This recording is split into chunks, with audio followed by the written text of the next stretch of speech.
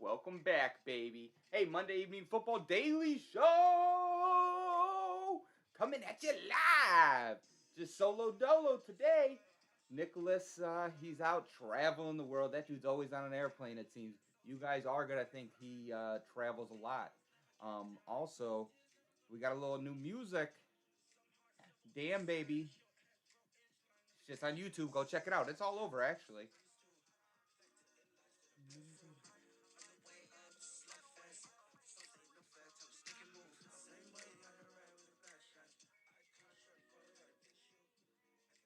Beautiful, beautiful. Hey guys, happy to be back Monday, baby. Monday evening football. Hey, we got a beautiful show for you today. Nick's not here, but if he was, you would still be seeing green because let's be honest, Aaron Rodgers, he hasn't shown up yet. Now, some mandatory stuff coming up. You know, he might get fined a little bit if he misses it. The Packers could excuse the absence. You know, that's the nitty gritty of it. But guys, I do have potentially some breaking news here on Monday Evening Football Daily Show. And that is, I did have a source actually reach out to me yesterday. They said they saw the real Zadarius Smith in Chi-Town in his truck. It looked like he was getting breakfast or brunch at some just small little local joint. But if you ask me, he was in his nice big old pickup truck that could fit a lot of luggage in the back of it. You know, can probably fit a lot of people up in the cab area because it's nice enough for a guy like Aaron Rodgers to ride in. Like nice enough because it was a nice truck. So maybe someone flew into O'Hare. You had a captain picking up another captain saying, hey, how are we going to get this figured out? You know, maybe they're working on the same thing going up to Wisconsin, get the stuff straightened out. But of course, it makes more sense for Aaron Rodgers to fly into Chicago than it does to fly into anywhere in the Wisconsin area because obviously he is going to be tracked. So yeah, I mean, guys, let's look at it this way. Potentially, Aaron Rodgers did get picked up by Zadarius Smith at an airport, maybe O'Hare, maybe Midway, or maybe he didn't at all, and maybe Zadarius Smith just had a great breakfast or brunch. But also, Zadarius Smith, if you're seeing this, let us know the breakfast or brunch spot so we can plug it. That way, you know, promote a little business. Or if you did pick up Aaron Rodgers, you can let us know that too. Give us an inside scoop over here at Monday Evening Football. Hey, we're big fans. Snubbed for sure. Snubbed. You did great stuff with your T-shirt when you snubbed. Eileen, I believe, was one of them. We love you, Zadarius. Also Pro Bowler, one of the best in the league right now, and he's getting overlooked again, which I don't like that, but that may be because of the Aaron Rodgers talk, which it does happen. Now, also today, if you're waking up, you know, you might be a fan of another team, the Tennessee Titans. And if you're the Tennessee Titans fan, you are very excited today. You are about to have like the best week of your entire life because, let's be honest, you just traded for Julio Jones, and that makes your offense a threat. Yeah, that is a scary offense. Derrick Henry, A.J. Brown. Hey, kudos to A.J. Brown using modern day technology, the TikToks, anything it takes to get a talent like Julio Jones. I think you may go out and do that, you know. And that shows a guy like Julio Jones, like, hey, you know, there's players in Tennessee that want to play with me. He's actively, you know, shouting me out and all that good stuff. And so, if I'm Julio, you know, you see Ryan Tannehill, who's good enough, you know, very confident arm. Seems like he got some stuff together once he's moved out of Miami. A.J. Brown, Derrick Henry, that team is going to make the AFC tough again. I mean, the AFC was already tough. It's the AFC is a very, very, very, very tough division. I would not want to go through the playoff rounds in the AFC because it's tough. Guys, also, I know you're probably noticing this. Tennis Boy Sunday shirt on. I don't even know. The French Open is live. I'm going to be in Wimbledon in 2027. I'll be playing. Feel free to pre-order your tickets for that because that is something very fun and exciting. Also, some other things that's kind of going on around the world. Guys, I don't know if you saw it. We're going to get a little out of sports talk, but hey, Logan Paul, definitely got beat last night. He definitely got beat for sure. But also, I think that what he said after the post fight, he was like, chase your dreams, do all that great stuff. Yes, listen to that because YouTubers shouldn't have been fighting Floyd Mayweather, but he did get his opportunity to fight him, and there's probably less than 1,000 people who say they could fight or have fought Floyd Mayweather, whether that's sparring or actually in the ring in a competitive match. And Floyd, I will say this, he definitely carried him. I think he knocked out Logan Paul there at one point and was holding him up. He's like, come on, buddy, you got to regain it. Come on, wake up, wake up. Hit him with the smelling salts a little bit to get him back up and back in the fight. But, yeah, if you stayed up and watched that one last night, that was very exciting. Very exciting to watch. Very, I don't know if I'd say big for the sport of boxing, but it is, it's definitely something that went on, and it's great. We'll see if there's a rematch there. Down in I believe it was down in Miami. So, yeah, pretty cool to see there, guys. I'm still just caught up on this Julio Jones stuff because, to be honest, it's not looking good for a lot of other teams in the league. Let me just say that really quick. So you have Julio now to Tennessee. The Patriots, it feels like, did miss out on a big opportunity there to go get Julio Jones. But I think we also have to look back to Nick's point that he made on the fan cast about potentially the Falcons not wanting to trade with the New England Patriots because of their Super Bowl history that they've had. I mean, you don't come back and beat us like that and expect us to give you our best player, in return for nothing. So I'm sure the Patriots are a little upset with that. But I will say this. Let's talk about the Patriots a little more because there's some controversy going around Cam Newton. I saw this on Twitter. There's a guy that is dead set on saying Cam Newton did not hurt his hand in practice. He hurt it at a restaurant or a club, Mastros. Apparently he was fighting with his brother or something, and he hurt his hand there. He's like, because you're not going to see any footage or film of him hitting the hand on a helmet. So there's this guy out there, I don't know what he's got against Cam Newton, but he is coming for his neck on Twitter. Any post about Cam Newton and his hand injury, working with the trainers and stuff like that, this dude is in the comments saying, nope, that wasn't the reason. He's talking about some off-field incidences. So Cam Newton, he didn't, complete a full day of practice. I think maybe Friday or one day last week because he was getting attended to by the trainer. And then there was a little bit of a QB competition between Mac Jones and Stidham.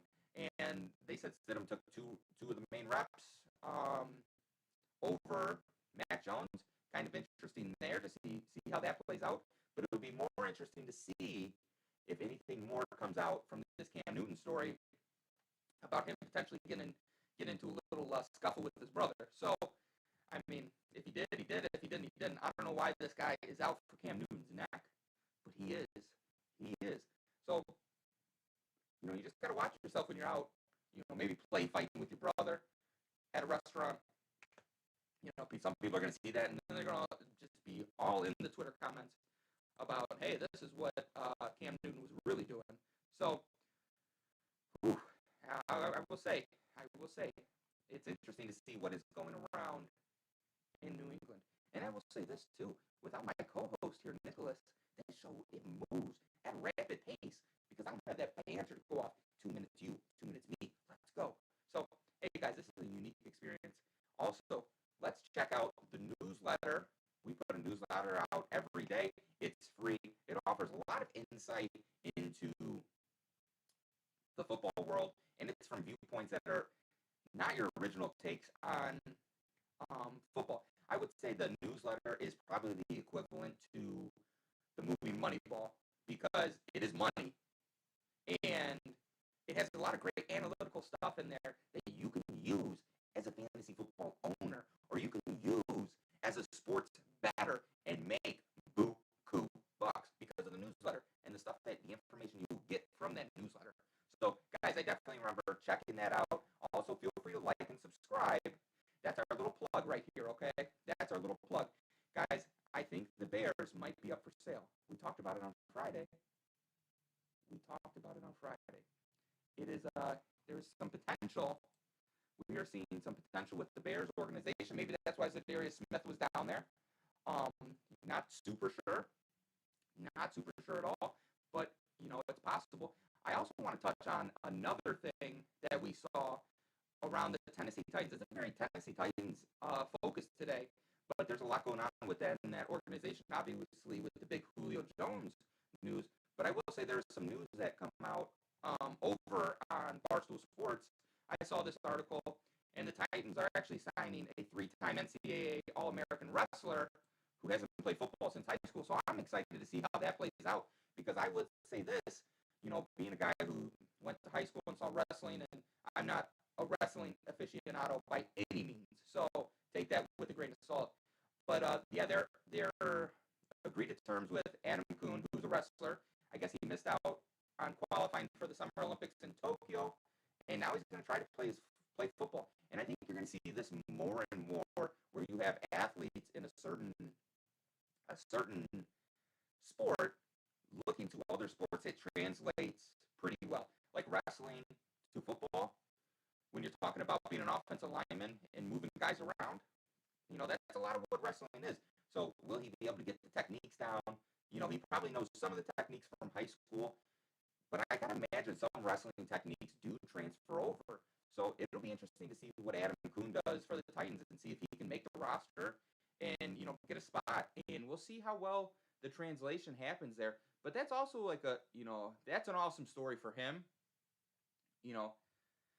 And he put him on an offensive line with a guy like Taylor Lewan, and you got those two ginormous men, blocking for Ryan Tannehill. It's almost too unfair with what the Tennessee Titans are doing over there, because they just seem like they're loading up in all different types of ways. So it looks like the Tennessee Titans are all in this year. The Atlanta Falcons looking like they're getting a couple picks back, so they're in it. They'll be in it this year for sure, because they still do have like I would say a top 15 to 18 receiving core, with Ridley and I think Michael Pittman or Pitts. I might get slaughtered for that one if I just mispronounce the receiver that they drafted. But you know what? Slaughter me in the comments if you feel that's necessary. If you do, you do. But yeah, kind of interesting to see. The Titans they're making moves. They are making moves all over, left and right. Julio Jones found a new home in Tennessee. The French Open is going. It's it's a sports-filled day, but more importantly, it's Monday, and that's going to be an exciting thing, because we do have. I don't know if you guys know this. We do have. We have a Monday evening preview show. So that being said, Nick will be back tonight for us to do that. We're going to be very excited. And I believe we're covering the Las Vegas Raiders again versus the Los Angeles Chargers in our Week 4 matchup. So pretty excited to see that. Is that accurate? Yeah, I believe that is accurate. Because the week before, I believe we did Week 3. And Week 3's matchup last week that we did was, let me just pull it up. Yep, Philadelphia and Dallas. So this week, we have the Ravens. Sorry, that was the first week. We have the Raiders, Las Vegas, versus the Los Angeles Chargers. Monday evening football preview show. That'll be on at 8:30 Central Standard Time. And we'll have a great breakdown analysis of, how that game will look, the ins and outs of it, the rights and wrongs of it. You get our predictions that we'll be able to track in the future. Because, guys, I'm going to say it right now.